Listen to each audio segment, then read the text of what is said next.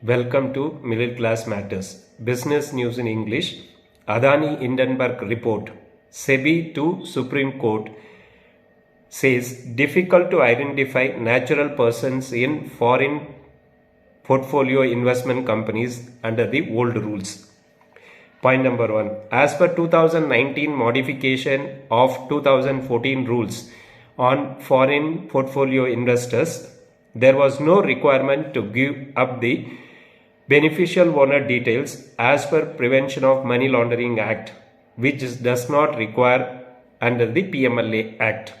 So PMLA Act does not require the details of the beneficial owner. So the same has been incorporated in the SEBI rules also in 2019. Point number 2. The opaque structure requirement was done away with as per amendment in 2019. Point number 3. Adani Group used the amended provisions and not disclosed the beneficiary owner details and brought money through one individual or entity could hold significant stakes in overseas funds through multiple platforms, each individually below the limit for identification as a beneficial owner. Point number 4. The expert committee appointed by Supreme Court pointed out the difficulties experienced by SEBI in identifying holders of economic interest in foreign portfolio investment companies investing in Adani Group companies were partly because of repeal of Act 2014 in 2019 regarding the foreign portfolio provisions on opaque structure. Point number 5. But SEBI has now claimed the framework was tightened during 2018-19 rather than relaxed. But in actual reality, there is no tightening. The SEBI has presented to the Supreme Court committee that it is not able to identify the beneficial owners because of the amendments in 2018 and 19.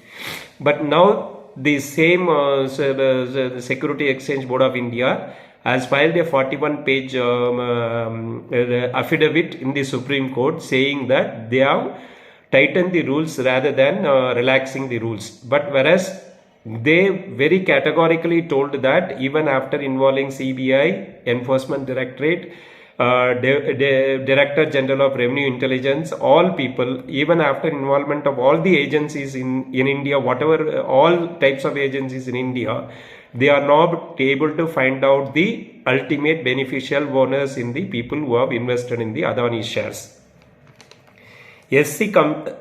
Supreme Court Committee observation was based on SEBI presenting to it rather than study on their own. After presenting SEBI's inability to provide beneficiary owner details to Supreme Court Committee, SEBI now gives a report to the Supreme Court contrary to what it has presented to the Supreme Court Committee, Expert Committee. It is time that Supreme Court should take SEBI to task and take stringent action for misleading the Supreme Court appointed committee. So in view of the misleading information given to the Supreme Court appointed committee, the Supreme Court report now becomes null and void, or at least contradicts the SEBI affidavit which has been filed today. This is not correct. The SEBI should be taken to task. SEBI should be penalized. People who are involved in this affidavit filing should be taken to task. The government should say ultimately the government people are not going to take any action against people. They are now dilly-dallying or cat and mouse game they are playing. So they are not interested in bringing the truth to the public, so that the Adani stocks will remain at the level at which it has fallen down. At least further fall can be avoided. That is what the government, all the arms of the government are trying to do. Please like the video, give your comments. Thanks for watching.